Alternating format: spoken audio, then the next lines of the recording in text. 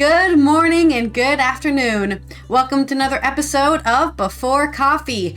It is Good Tuesday News Day, so I hope you're ready for some positive attitude because there's positive things happening in the world, even if you think we're going to get killed by an asteroid in 2029, according to yesterday's news. Let's go ahead and get into our headlines. Today on Before Coffee. Colorado man's silver necklace saves him from a bullet. And batteries powered with sand are already heating homes in Finland. Extremely impressive melanoma jab trial results excite doctors. And more good news, Charlotte the Stingray, the Immaculate Conception Stingray, well, she was never pregnant.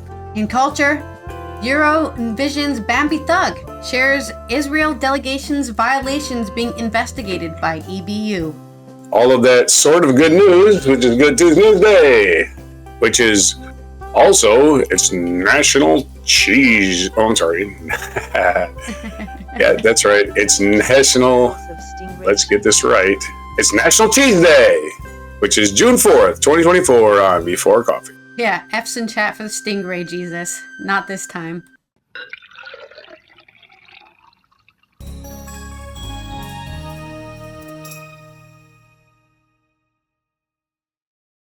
He's been waiting all this time for their Jesus to return and never gonna be their Messiah.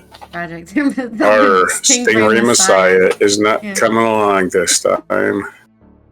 Well, before we talk about the not Jesus of stingrays, let's go ahead and go into our news about this Colorado man who was saved by his necklace. I don't know why he was being shot, but I'm sure they'll detail that in the news story. This is from Richard Luscombe on The Guardian. The life of a Colorado man was apparently saved when a bullet fired at his neck during an argument became lodged in his silver chain necklace. Good old America. Hey, you make me angry. Let me get my bullet. That'll solve it. I'll go to jail for murder. A news release from the Commerce City Police Department included a photograph of the mangled, bloodstained necklace the man was wearing. It gave a few other details about the incident, but stated that a suspect was arrested at the scene and charged with attempted murder. Yeah, I'm sure the argument was worth it.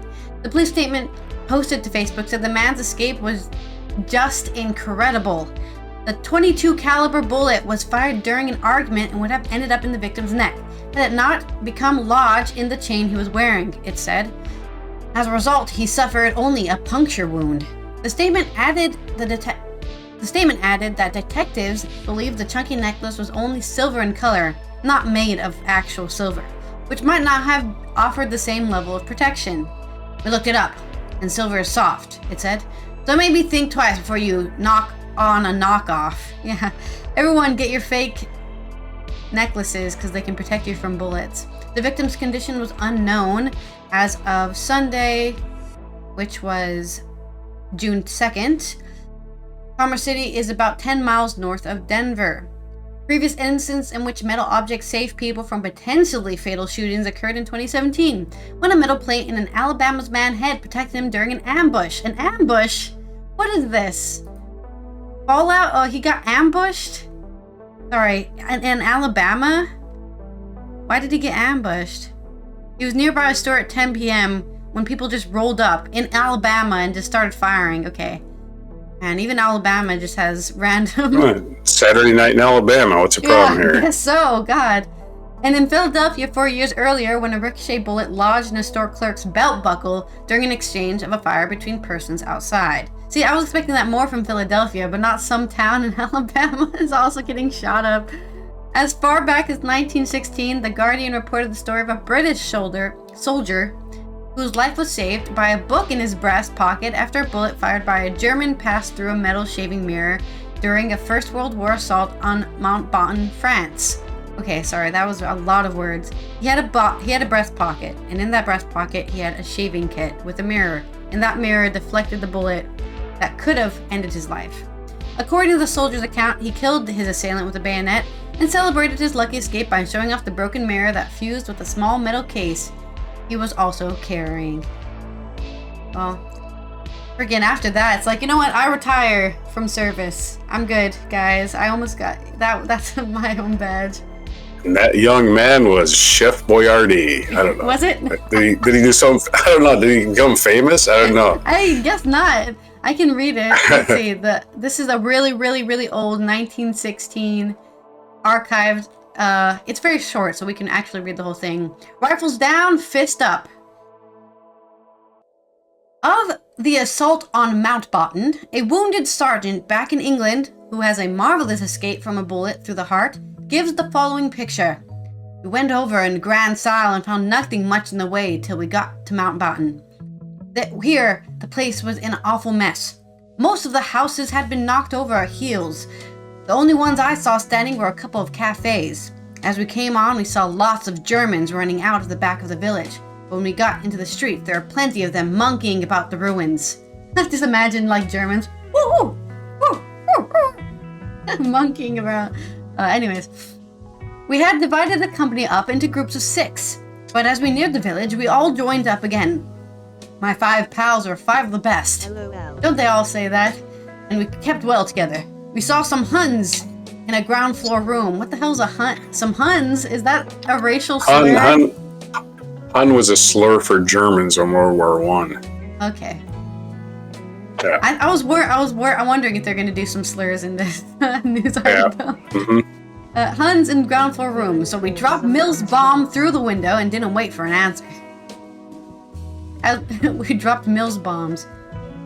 As we turned the corner, we saw a German lying around the end of the wall. He got a machine gun. He had made a little emplacement with bricks. He turned this thing on me and got me in the foot. It didn't stop me though, and when I was getting near him, I felt 2 kicks over the heart. I did not wait to see what could have happened, but something went at him and bayoneted him. I couldn't go on much further, so I sat down to see what was the damage. My foot was pretty bad. When I looked at my left-hand breast pocket, I saw 2 holes in it. I opened my pocket and found 2 bullets had gone through my metal shaving mirror. Threw in my pocket bookcase and had nosed their way into a book I was carrying. Funnily enough, earlier in the morning, my officer gave me that book, that I could read it when I got into the German trenches. So I put it in my pocket, little thinking that I should be able to read a bit of it on the hospital ship coming back. The 2 bullets, mentioned by the sergeant, after piercing the metal mirror and the case, met and joined themselves together in one lump of metal. They carried strips of the metal into the case and bound the 2 firmly together. The sergeant went on. I saw these Germans come up and 2 of our fellows and throw down their rifles, so our lads chucked down theirs too and went for them with their fists and then give them a basting. The Germans seemed to be all ages from 16 to 51, I should say. Some of them came up crying out that they had no food to eat for 5 days. One of our boys did wonders with the bayonet. He was chasing 3 Germans. He caught them up and bayoneted 2. As he swung round, he hit the 3rd man down with the butt of his rifle. As we were going to the Mountbatten, we saw a German machine gun runner up a tree. He got the nearest little platform you ever saw. Neatest little platform you've ever saw. Painted so that it was almost invisible. We shot him down, but he didn't fall clear. The last we saw of him was he was hanging by his boots from the branches. So there's your on-site freaking story from 1916 about another person who was saved by the happenstances of what he was wearing on his person. So, good news for people in getting shot by bullets, I guess. In America, wear your silver necklace and you might survive. Good news for that guy 108 years ago, right? Yeah, he's probably dead now, but I'm sure that. I wonder if he's still around. His pocketbook is still in a got this- museum somewhere. I was hoping there was a story of his life, like he's saved by that, and then he went on to become this and that, and They didn't give a name or anything. They just guy. said of the assault on Mountbatten, a wounded sergeant back in England gives this story. He lived long enough to tell his story. Yeah. Happy smiley. Maybe he wanted his privacy. He didn't want to be known as the guy who got shot in the chest by a machine gun and survived. I don't know. Yeah, his name's irrelevant. Unless he did something famous. Thank you, Other than Fishwit, that- for is that the following story? the channel. Yep, your story. Only if he was like, invented, something. Or, Maybe That he would've just been great. died. I don't know. It's a yeah, mystery. maybe he just was a total shit the rest of his life. Oh, but he got saved by a thing in his pocket. All right, well, good news today. We have batteries made of sand. This is from Good News Network, but they're getting their story and most of the technical stuff from an article in the www.nrel.gov. So I don't know if this is a Finnish, it's an American website. But that article looks to be 11 to 14 minutes long, so we're going to condense it. Do the Good News work.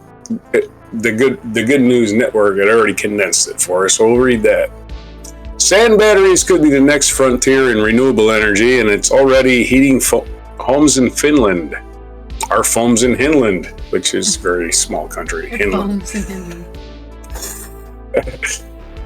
Could plain old beach sand be the next frontier in renewable energy? That's the question at the heading here. In the ongoing quest for sustainable energy solutions, innovative technologies are necessary to implement renewable resources like solar and wind power. That's true. I saw another article the other day. The sun is gone at night, so how are we going to use solar energy to heat our homes? And I'm like, wow. That somebody wrote an article. That was the title, and I was just like, delete. Block this this website from ever appearing on my computer ever again. You're publishing our like stupid people. Anyway, back to our story. One such potential breakthrough revolves around an unexpected but abundant resource: beach sand. Sand batteries represent an emerging approach to energy storage, particularly effective in harnessing and retaining energy from intermittent sources like solar and wind. The physical properties of sand, such as the ability to store heat at high temperatures, make it an excellent medium for energy retention. Most sand is silica, also. This capacity, which is, used in your silicon chips. The capacity is being leveraged by innovative technologies to create a more stable and reliable energy supply, as sand can efficiently accumulate and release heat as required. The science behind the sand batteries involves heating sand to high temperatures using surplus energy generated from renewable sources. This stored heat can be converted back into energy when needed. The system capitalizes on the thermal properties of sand to create a natural battery that can offer both heating solutions and electricity generation. The National Renewable Energy Laboratory, NREL, Patrick Davenport notes, sand and concrete silos with refractory insulation are very inexpensive materials that can lead to low-cost energy storage. A few key players currently pioneering this technology include Polar Night Energy in Finland, which has implemented a sand battery for residential and commercial heating, and Energy Nest in Norway, which specializes in thermal energy storage using similar principles. Using sand for energy storage offers multiple benefits. It is abundant, low cost, eco-friendly, can store heat for long periods. This makes sand an attractive option for enhancing the stability of renewable energy systems and providing a reliable energy supply even during times of low sunlight or wind. Sand battery technology is currently being tested and used in various projects worldwide, not only demonstrating the viability of sand as an energy storage solution, but highlighting its potential scalability and integration into existing energy infrastructures. Despite the potential, challenges remain.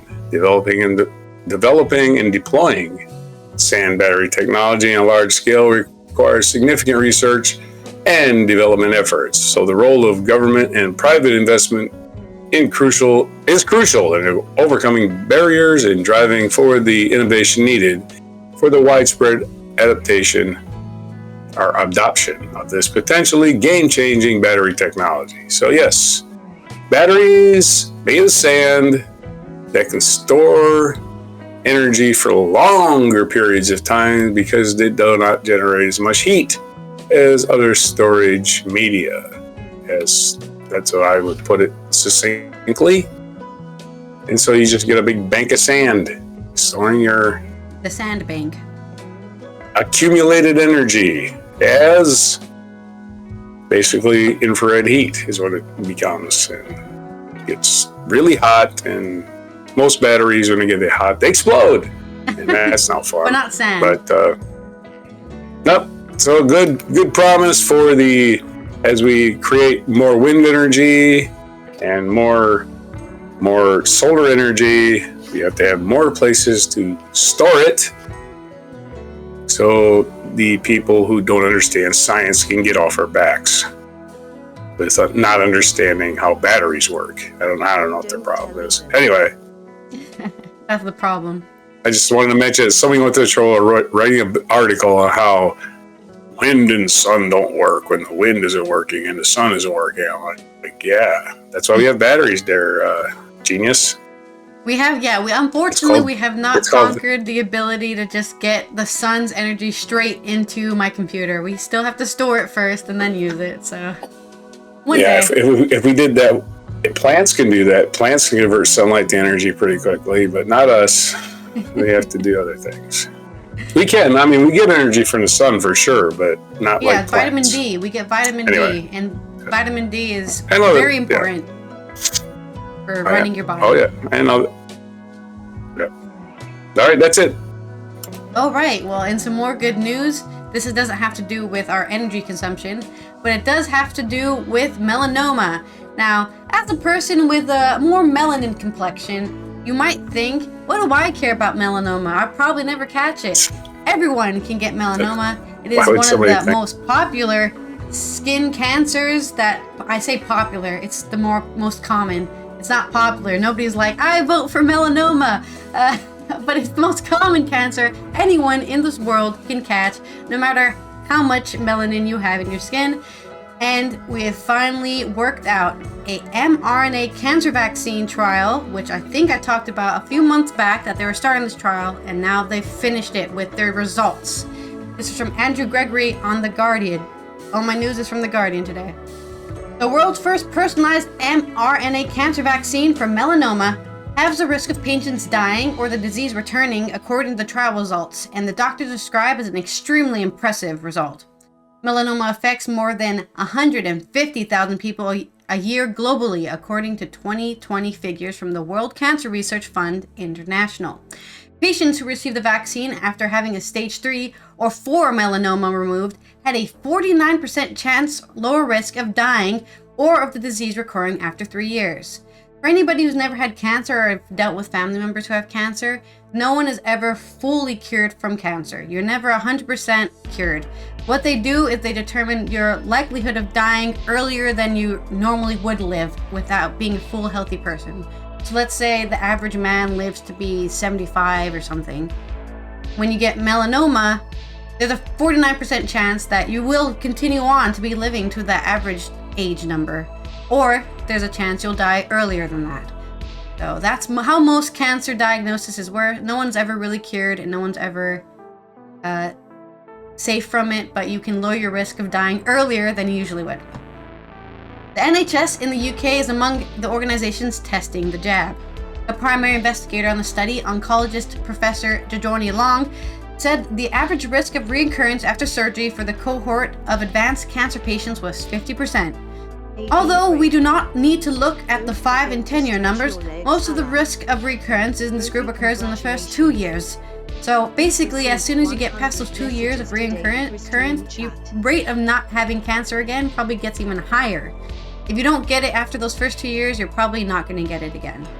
157 patients in phase 2B trial had high-risk melanomas and either had the jab developed by Moderna, famous for also developing the COVID vaccine, and Merck, alongside the immunotherapy Keytruda, and were given only Keytruda.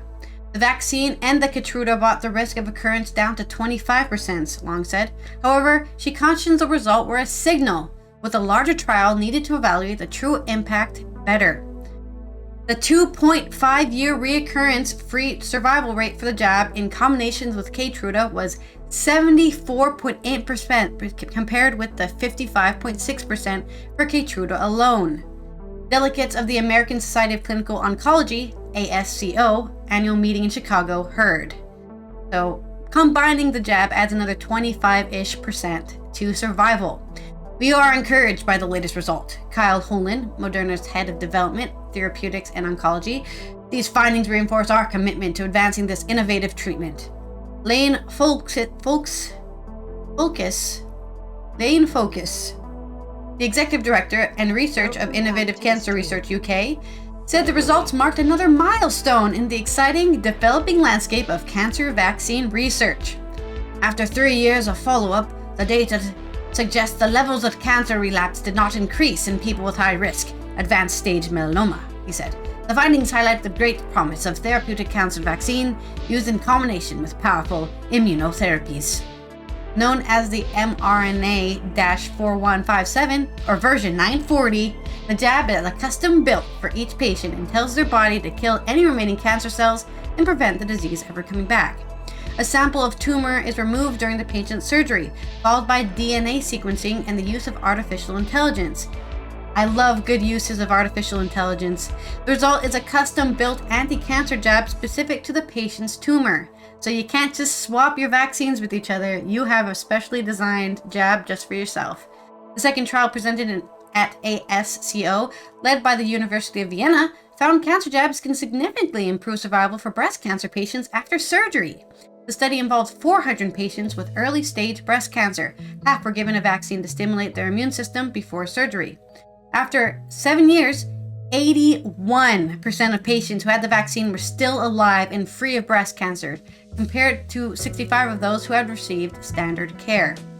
That's so tragic. It's like, would you like to participate in our study? You're the one who's not getting the possibly life-saving vaccine. Oh, they don't tell you. I've been chosen to die. They don't tell you. Or having a higher chance That's of dying. what happened. Yeah. The lead author, Dr. Christian Singer, said, "This is the first significant and profound long-term survival benefit of an anti-cancer vaccine in breast cancer patients reported to date." Professor Charles Swanton, Cancer Research UK's chief clinician, said the melanoma trial results were extremely impressive. "I am terribly exciting," Swanton said. "The new vaccine approach is another piece of the puzzle that will allow more patients to be cured. Hopefully, fewer patients to survive disease relapse. Ultimately, it will contribute to the survival rates improving continually over the next decade and more." Thousands of patients in England are being fast-tracked into groundbreaking trials of personalized cancer vaccines in a revolutionary world-first NHS matchmaking scheme to save lives. We did it, guys! After all this time, we kind of found the cure to cancer, and some people said it was impossible. I don't know who this person were, but they're wrong. We did it! Woo! Where's our cheer? Our crowd cheer. Yeah! Woo! So, good luck out there for everybody. But this doesn't mean that you shouldn't try to prevent cancer, which means, keep your environment safe and clean. And of course, if you don't want skin cancer, what's the number one thing to do? Wear that sunscreen, because you can only survive, I think even the darkest of us in the world can only survive about 15 minutes in the sun before we start burning our skin off. So keep that in mind, and have a safe summer. Your story. Yeah, well, just a reminder, cancer cells, what are they really? They're just abnormal cells in your body, which a lot of people have, that most of them die. They just programmed to die, as all cells in your body are programmed to die. But cancer cells, for some reason, are not programmed to die. They just keep replicating. Which is why they never die. Right. They become useless cells that don't provide anything to your body, and they take up valuable resources and blood flow that the rest of your body can use, and eventually spread to other parts of your body through your I forget how to pronounce it, endocrine system. I don't know how to pronounce it. I'm not a doctor. That's how I say it, endocrine. Yeah, there you go. Okay, and on to our next story for good news, which is slightly sideways good news. This was a story from a few weeks ago about the stingray who immaculately got pregnant only swimming with a shark. This is from eonline.com. Charlotte, the stingray is not pregnant, aquarium owner confirms while sharing diagnosis. The author of this article is Elise Dupre. And let's get on with it. Fans who have been riding a wave around the mystery of Charlotte the Stingray are finally getting some answers. 3.5 months after the aquarium and shark lab by Team Echo in Hendersonville, North Carolina, announced Charlotte's pregnancy. The organization's owner, Brenda Raymer, has confirmed to WLOS News 13 that the Ray isn't expecting. In an interview published May 31st, Raymer told Asheville-based outlet Charlotte has a reproductive disease and that veterinarians have diagnosed the Ray with diapause, noting we are still trying to understand a lot of these terms ourselves. As for Raymer's response to social media users who called the pregnancy into question, accused the aquarium of announcing it to get attention, I can't control what people think, she continued, later adding, I can only tell you what we know for certain. I have never been a liar. This was not a scam. This is not anything made up, but people do that. People have their own thoughts. The aquarium also revealed the news on May 30th Instagram post after a month of social media silence on the subject. Yeah, a social media silence on the subject where people are going, has that Ray given birth yet? You know, the gestation period is so-and-so weeks. And they're like, no comment. We regret the delay of updates regarding Charlotte, the message read. This time was necessary to gather data and analyze lab and testing results. The reports were shared with our care team. The reports show that Charlotte has developed a rare reproductive disease that has negatively impacted her reproductive system. The findings are truly sad and unexpected medical development. Maybe get her a mate, I don't know. And the organization expressed its hope to learn more about the Ray's condition. Our priority is to focus on Charlotte's health and well-being, the post continued. We'll work with and be guided by veterinarians and specialists to better understand this disease and treatment options for Charlotte.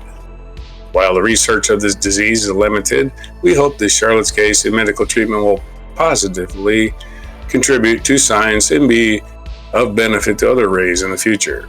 The aquarium first announced Charlotte's pregnancy in early February, noting on social media she hadn't had any interactions with male ray and had been holding this information close to her heart for over 3 months. You probably should have never said anything. And we wouldn't have this story, would we, right?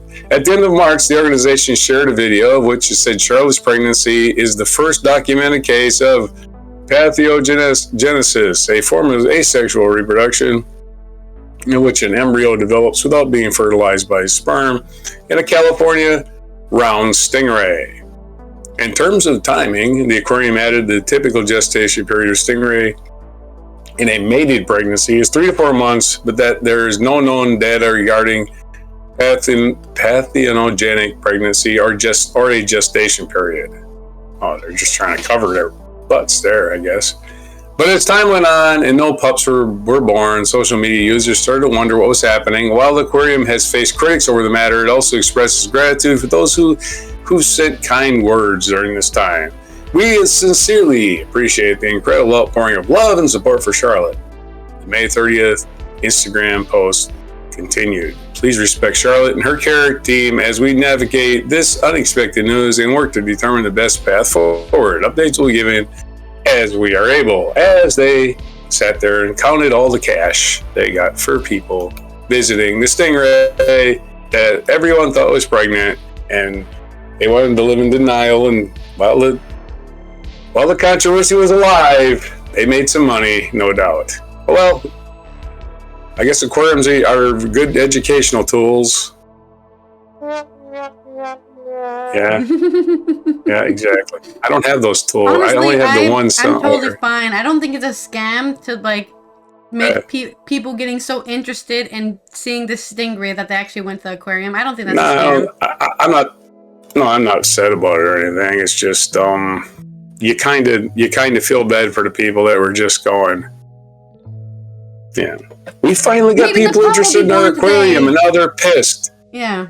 Now there's 10 people at the aquarium instead of 500, and now it's like, we got to come up with something else. Maybe I don't know. That's unfortunate, but it's good news. I mean, I guess it's good news. It's kind of sideways good news. Back to you. It's horizontal news. Feel bad for There you go. I thought We're basically the same place we were last time, which is I wasn't gonna go see the Stingray. I'm nowhere near where to go visit it. So it's horizontal. It's Horizontal Hughes Day. How's that? Yeah. All right. Back to you. Let's go into our culture segment, which is for our Eurovision fans out there. I've never really cared about Eurovision myself, but there is some drama going on, and there's being an investigation has been started against the Israel team. Now, this is on Euronews Culture by David Morquand.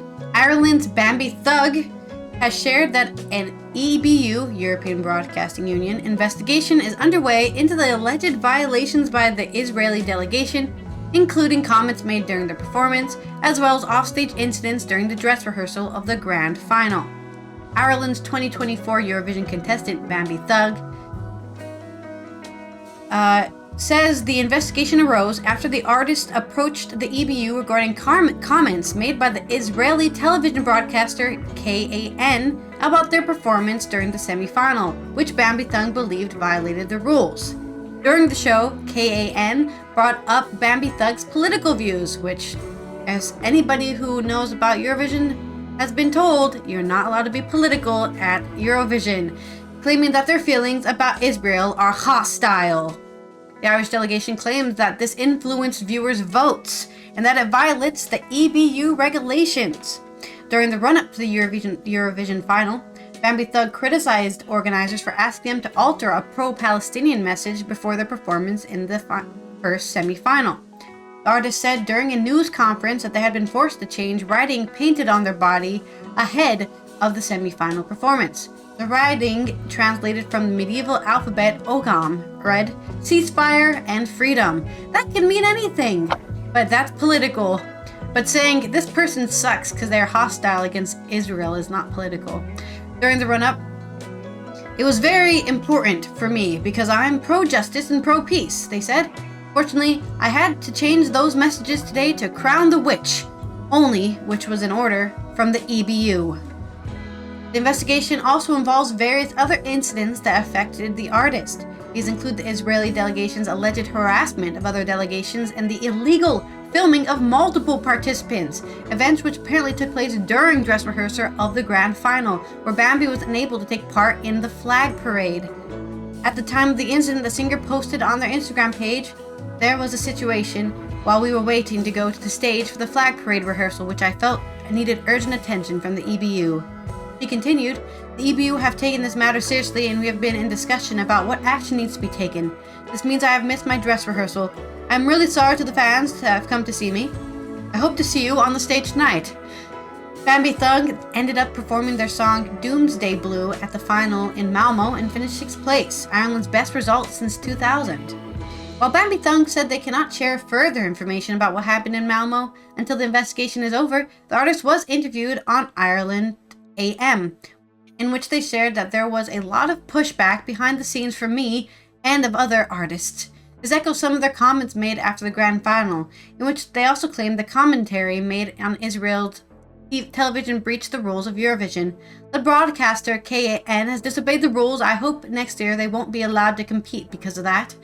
Bambi Thug added on Ireland AM that it was impossible for them to stay silent because of their pro-peace stance, and that it's very scary how desensitized and disconnected our human race is these days.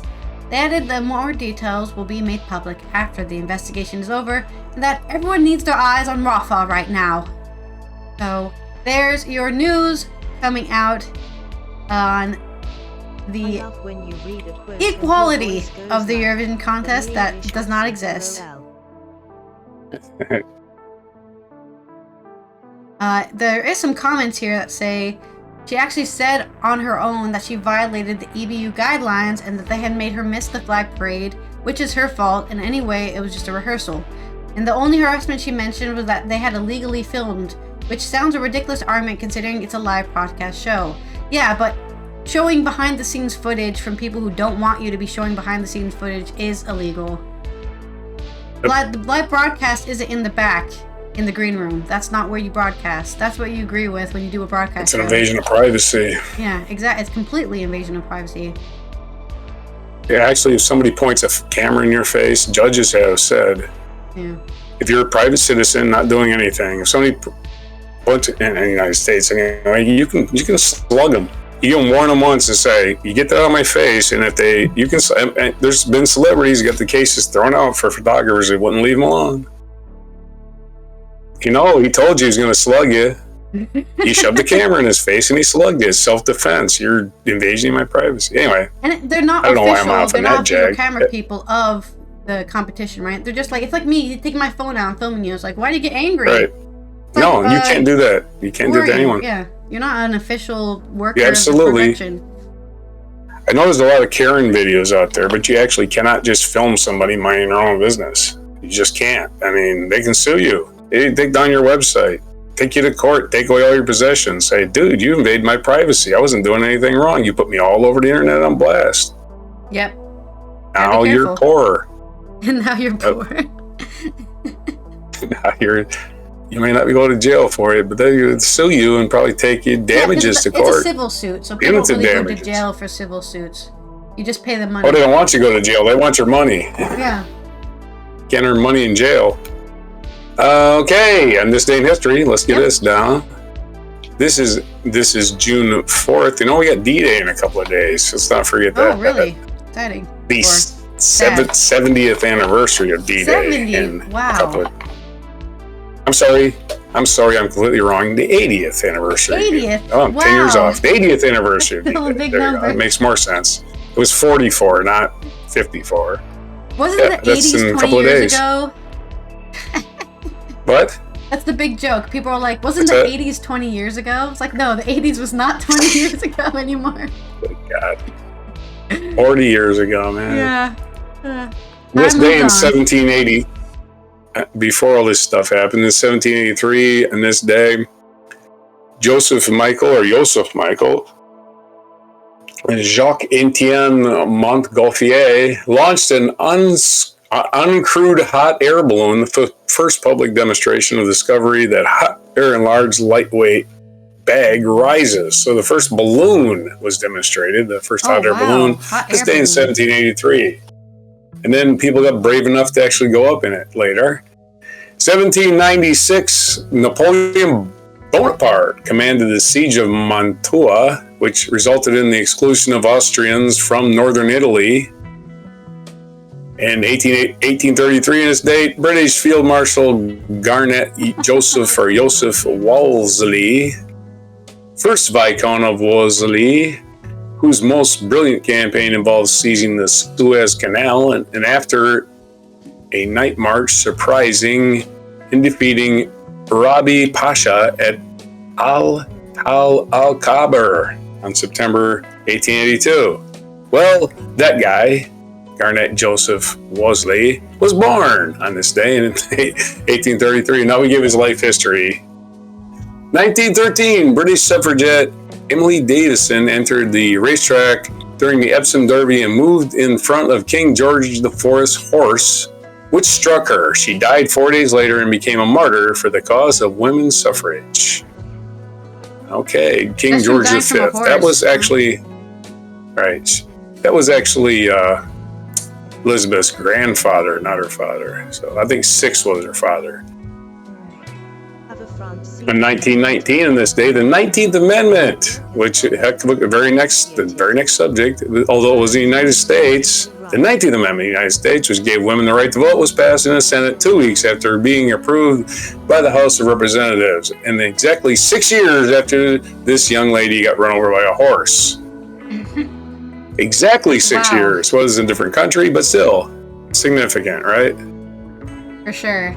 In 1920, the Treaty of Trianon was signed by representatives of Hungary on one side and the Allied powers on the other, concluding World War I. And you thought World War I ended in 1918. You're wrong, it ended in 1920. 1937, the world's first shopping carts were introduced at the Humpty Dumpty grocery stores in Oklahoma City. Humpty Dumpty? Wow.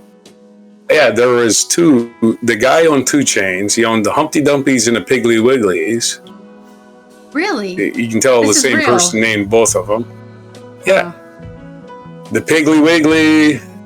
Well, there was Piggly Wigglies in Wisconsin fairly recently. I've never heard of But I guess the guy. Wow. You've never heard of Piggly Wiggly? No, I I've heard never that Piggly heard of it. Wiggly had the first. What? No, I was just saying, no, I've never heard of this. Yeah, it's news to me. Well, somebody had to invent the shopping cart. Well, anyway, I heard it was Piggly Wiggly, but I guess it's the same company. The same guy owned both stores, both franchises or whatever. But anyway, the anniversary of the shopping cart. Before that, people just, I don't know, didn't buy that much. Probably just brought a bag and whatever fit in the bag, that's all I could take. 1942, on this day, Japan was repulsed by the United States at the Battle of Midway in World War II. 1970, on this day, the Kingdom of Tonga achieved independence from British Commonwealth. Independence for Tonga. Yeah, 1975, Tonga. American actress Angelina Jolie, who was known for her sex appeal and edginess, as well as her humanitarian work, was born. So happy 49th birthday to Angelina Jolie. 1984, American musician Bruce Springsteen released Born in the USA, which became one of his defining works.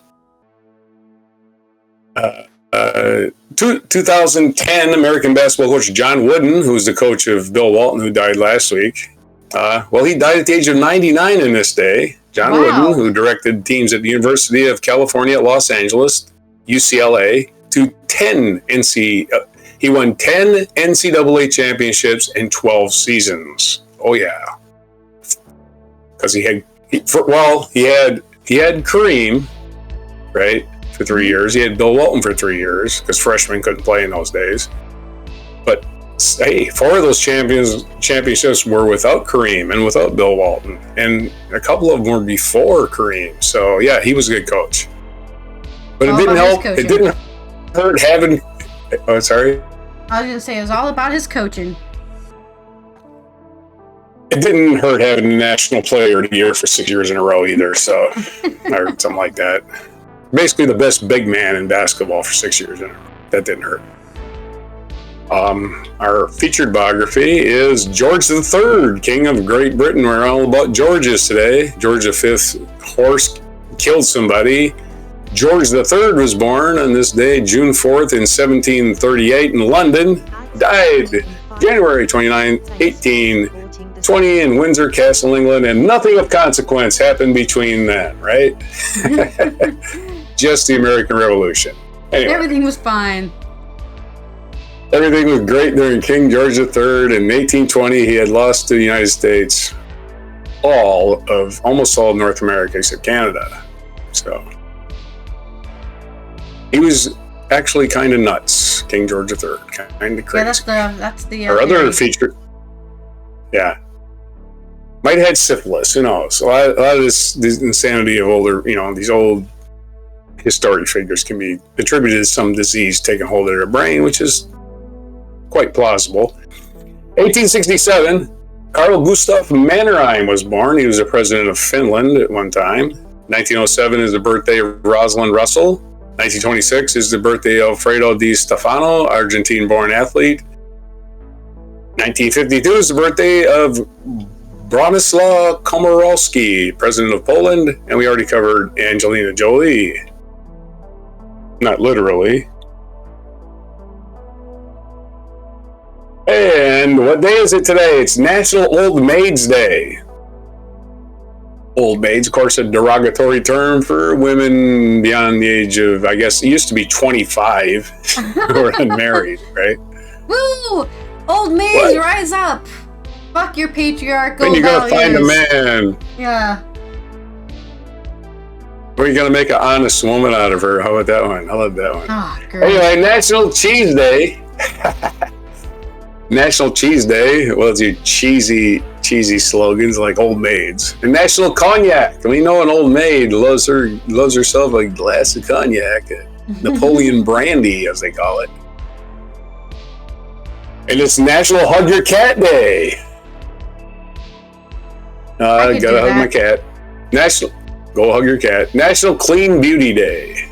So clean beauty, not that dirty beauty that everybody's thriving on.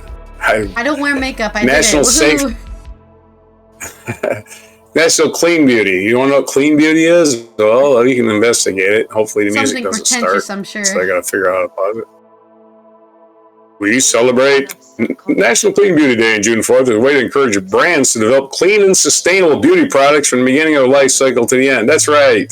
Stop trying to poison people and animals and whatever you're doing in your lab tests and whatnot. It's also National Safe Day, and I thought it was about the safe where you keep your valuables, but it's not that kind. It's the kind. It's June how to take care 4th of your and National gun. is. No, it's nothing to do with guns. Hold the power of it says that tragedy right from. It is. Is that what it is? It says What is it about guns? 1 in 3 households safes? has a firearm, so you need to follow safe. Secure all firearms in the home. Ask the question about unsecured firearms in the homes your child visits. F. Frequently talk to your children about dangers of firearms. And E. Educate and empower others to be safe. Okay. Yeah. If you have a child, get rid of your firearms. Just get rid of the fucking thing. Most gun deaths are accidental, and if you're keeping a gun in your house, protect from criminals. Think about this. Somebody breaks into your house. Now what? You go to your gun safe? It's too late. So you're not going to keep it in your safe. You're going to keep it under your pillow, which is unsafe for your children. Yes. Okay? So now you've got a gun safe that has made your guns virtually useless for home protection, right? Why do you have guns in your house? You're not protecting anyone. If you hunt, yeah. If you go to the range, yeah. But, I mean... They have gun lockers there's at the armories range. at the range. Yeah. Yep. The range has armory. A lot of them do. Some of them are cheap, but whatever. The range usually have an armory. It's like, you can actually rent a gun and test fire it or whatever, see if you want to buy a gun and shit like that. I mean, if you like shooting, cool. But don't keep a gun anywhere around children. Anyway, that's my little public service announcement. And that's the news for today. June 4th, 2024 on Before Cheese.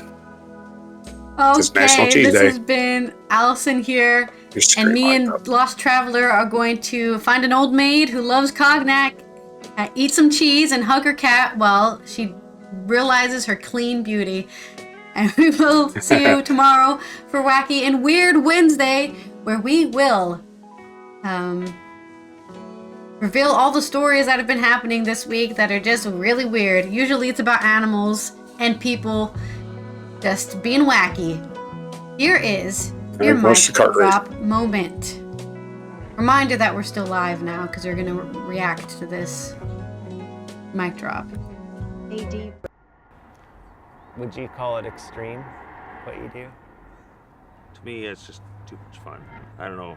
Let's just say, what is extreme?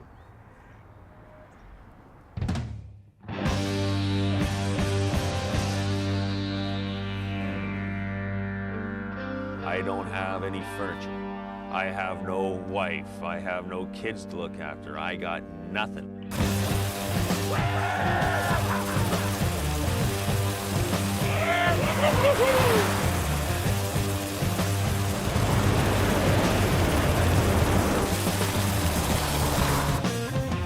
You can't beat this. It's freedom.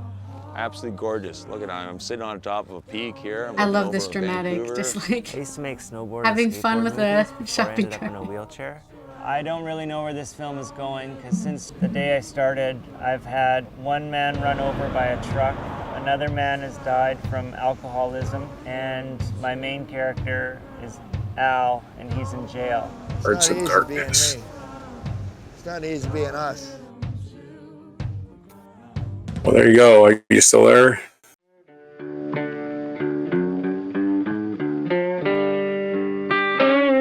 Be sure to hit the like, subscribe, and notify buttons, and follow our other channels, Toxic Alley, History of Gravy, and Scratchy Old Records.